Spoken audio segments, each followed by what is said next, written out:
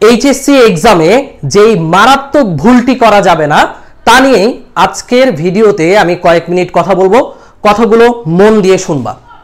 সামনেই তোমাদের HSC exam, কিন্তু এই এইচএসসি এক্সামকে কেন্দ্র করে অনেক পীর আউলিয়ার কথা শুনে তোমরা শর্ট সিলেবাসকে আরো বেশি শর্ট বানাচ্ছ, অনেকগুলো অধ্যায় স্কিপ করছো।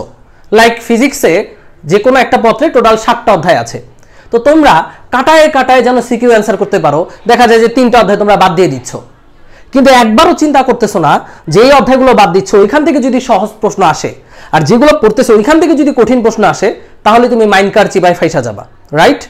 সো তখন তোমার এইচএসসি রেজাল্ট একটা বড় ধস নামবে, যেটা গত বছর রংপুর বিভাগের কোয়েশ্চেন দেখে আমি বুঝতে পেরেছিলাম যে যেগুলো স্টুডেন্ট স্কিপ করছে ওইখান থেকে ইজি কোয়েশ্চেন, যেগুলো পড়ছে ওইখান থেকে অনেক হার্ড কোয়েশ্চেন, ফলাফল A+ মিস।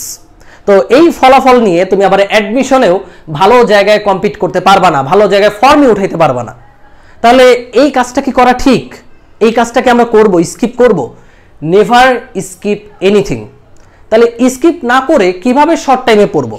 তার একটাই রুলস, সেটা হলো এইচএসসি এক্সামের মাঝে গ্যাপ খুবই কম। প্রত্যেকটা এক্সামের মাঝে ফিজিক্সে একদিন, ফার্স্ট পেপারের আগে একদিন, সেকেন্ড পেপারের আগে 2 দিন। তোমার এই একদিন আর 2 দিন তোমার বই পড়তে কে বলছে? তোমার বই পড়ার প্রয়োজন নাই। তুমি এই সময়টায় 2016 থেকে 23 পর্যন্ত যত সিকিউ এমসিকিউ আসছে তাই পড়ো। দেখবা এক্সামের মাঝে অনলাইনের সকল ভাইয়ারা সিকিউ এমসিকিউ ক্লাসই নেয়, কারণ যে যত বেশি সিকিউ প্র্যাকটিস করে যাবে এক্সামে, তার এক্সাম তত ভালো হবে। এই সময় পুরো বইটা রিভাইজ দেওয়ার টাইম থাকে না। সো যত বেশি সম্ভব সিকিউ এমসিকিউ সলভ করো, একটা অধ্যায় স্কিপ করবা না। তোমার যদি মনে হয় যে না আমি নিউটনিয়ান মেকানিক্স স্কিপ করবো, এটা বাদ দিব, এটা কইরো না। তুমি জাস্ট নিউটনিয়ান মেকানিক্সের 18 থেকে 23 সালে সিকিউ পড়ো, স্কিপ করার দরকার নাই। হয়তোবা তার সিকিউ একটু কম সলভ করো, তারপরও সলভ করো। সিকিউ এমসিকিউ সলভ করতে বেশি সময় লাগে না। এটাকে বুঝাইতে আইসো না যে ভাইয়া 7টা অধ্যায় সিকিউ এমসিকিউ সলভ করতে আমার 10 দিন লাগবে। এটা মাত্র 7 ঘন্টা সময় ইনভেস্ট করলেই তুমি দেখবা সিকিউ এমসিকিউ সলভ করে যাচ্ছ।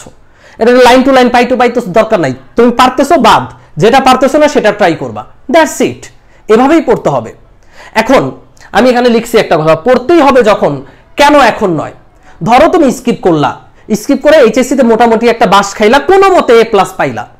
পাওয়ার পর তুমি অ্যাডমিশনে যখন মেডিকেল বা ইঞ্জিনিয়ারিং বা ভার্সিটি অ্যাডমিশন দিবা, তখন কি তুমি কোনো একটা অধ্যায় স্কিপ করবা? মোটেই না, কারণ অ্যাডমিশনে তো ভাই স্কিপ করার সুযোগ নাই, এখানে তো বাদ দিয়ে তুমি পরীক্ষা দেওয়ার সুযোগ নাই, তাই না? তখন দেখা যায় তুমি যেই অধ্যায়টা স্কিপ এইচএসসি তে করছো সেটা অ্যাডমিশনের জন্য পড়তেছো। তাহলে অ্যাডমিশনে যখন পড়বাই, তাহলে এখন কেন না? এখন যদি সিকিউ এমসিকিউ গুলো ভালো মতো পড়ো, দেখবে অ্যাডমিশনে গিয়ে 80% পড়া তোমার আগেই কমপ্লিট, মাত্র 20% ট্রিক্স, অ্যাডভান্স ম্যাথ শিখতে হবে। তাহলে ভাই তখন যদি পড়তেই হয়, তখন খালি মাথায় থাবড়া বা হায় এটা কেন স্কিপ করলাম, এখন তো পড়তেই হচ্ছে। তখন যদি মানে আর কিছুদিন পর যদি নতুন করে পড়তেই হয়, তাহলে এখন কেন নয়? পরিসংখ্যান কি বলে জানো?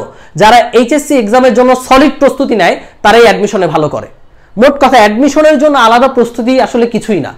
এইচএসসি প্রস্তুতি 100% নিলেই অ্যাডমিশনে ভালো ফলাফল করা সম্ভব। তাই প্রস্তুতি যখন নিব, এইচএসসির জন্যই নিব, জোরালোভাবে নিব। Do not skip anything.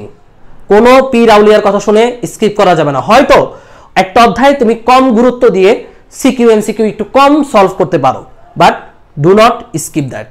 তাহলে ধরা তোমার জন্য অপেক্ষা করছে এক্সাম হলে। ভিডিওটি ছড়িয়ে দিও সবার মাঝে। That's all. সবাই ভালো থাকো। আল্লাহ হাফেজ।